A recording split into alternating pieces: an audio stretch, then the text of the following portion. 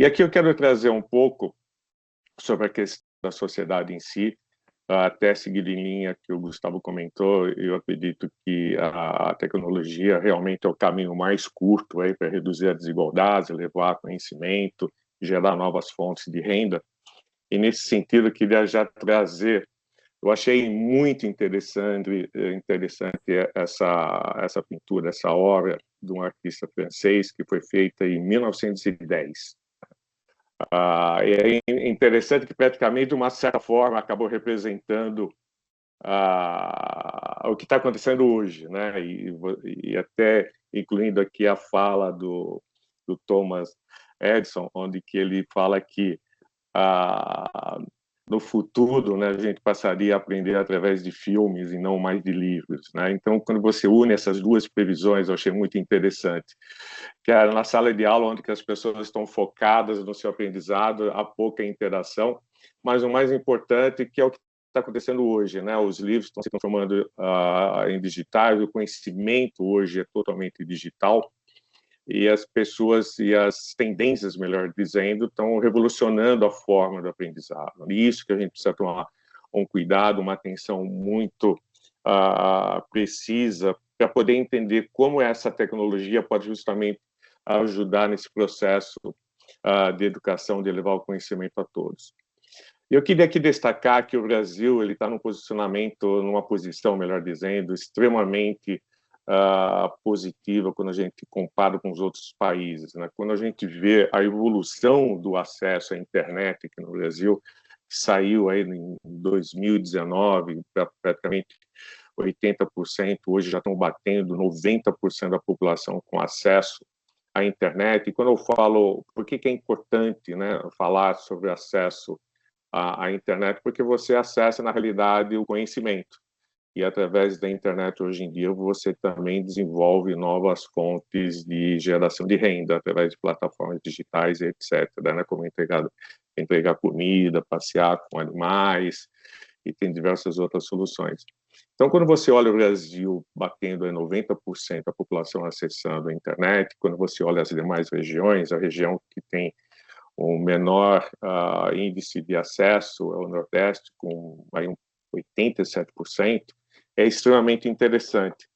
E esse é um ponto que eu quero destacar, porque quando você olha a cultura no Brasil, comparado com os outros países, a gente tem uma cultura digital, e poucas pessoas percebem isso. Apesar de todas as dificuldades, a nossa cultura é uma cultura digital. Hoje, todo o processo de declaração de imposto de renda é digital, eleição é digital, o Brasil aí está atingindo os maiores índices de digitalização no mundo, todas as faturas, notas fiscais são digitais, ou seja, tudo hoje é eletrônico. Poucos países, eu acho que se um ou outro país pode comparar com o Brasil nesse sentido. E aqui, quando a gente olha toda essa digitalização que está acontecendo no Brasil, esse mercado impressionante que nós temos, nós somos o quinto maior mercado de usuários de internet, isso é uma coisa extremamente importante, representando aí, aqui no caso, no Brasil, 90% da população acessando a internet. Quando a gente compara o resto do mundo, está por volta aí de 65% em média o acesso à internet. Mas o Brasil destaca também em outras áreas que eu acho assim impressionante a gente trazer para a reflexão de hoje. Hoje o brasileiro que praticamente é o segundo que dedica maior tempo conectado aí no seu celular, na internet, comparado aí com o resto do mundo, que é praticamente 6 horas, o Brasil é 9 horas, é o terceiro em baixar aplicativos, é o terceiro ou quarto aí nos principais mídias sociais. Então, quando você olha esse panorama, a gente percebe o quanto o Brasil realmente tem uma cultura, o brasileiro tem uma cultura digital, ele adora a tecnologia, ele acessa a tecnologia. Quando a gente está pensando como levar conhecimento a esse público jovem, um dos pontos que eu queria destacar aqui, até para reflexão, é como é importante essas soluções de tecnologia, como o WhatsApp, que aí tem uma penetração de 91% nesses jovens aí de 15 a 17 anos de idade, que é justamente o ensino médio. E quando a gente olha uma outra ferramenta, também com uma penetração incrível, aí está batendo 81% com o Instagram. E quando você olha o jovem brasileiro, principalmente a cultura brasileira, é muito conectada com a internet, com essas soluções digitais, e isso vamos supor, um ativo que nós temos aqui no Brasil, que a gente tem que explorar cada vez mais, principalmente quando a gente está falando na nossa sociedade. E um ponto que me chamou muita atenção recentemente, que foi anunciado, eu acredito que todos leram, que pela primeira vez o número de alunos matriculados no ensino à distância passou presencial. Então, hoje a gente tem mais de 50% de alunos registrados no ensino superior à distância do que presencial. E por que isso? Acho que é extremamente importante de a gente trazer uma reflexão cada vez maior nesse sentido. Nós temos por volta de 5.500 municípios, por volta aí praticamente 60% tem acesso a ensino superior, mas quando a gente olha como que esses municípios estão acessando, a população desses municípios estão acessando um curso superior, é através do ensino à distância. Então, o papel de levar o conhecimento a essas populações que não tinham acesso é impressionante quando a gente fala do uso da tecnologia em si. Mas ainda a gente tem um bom caminho, né, a seguir, e praticamente aí 40%, melhor dizendo, dos municípios ainda a população não tem um acesso, vamos dizer assim, fácil à educação superior, mesmo ao ensino à distância, que ele não chega ainda a esses municípios.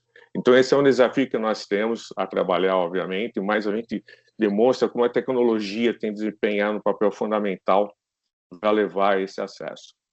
E falando em inteligência artificial, que obviamente é um tema apaixonante, eu queria destacar que, na minha visão, e realmente está retratado nesse artigo da Forbes, eu acredito, sinceramente, que a inteligência artificial tem a capacidade, obviamente, de personalizar, né, esse processo de educação, deixar essas experiências de acesso ao conhecimento muito mais divertida, muito mais atrativa, porque ela consegue realmente adequar a necessidade ou a características de cada aluno.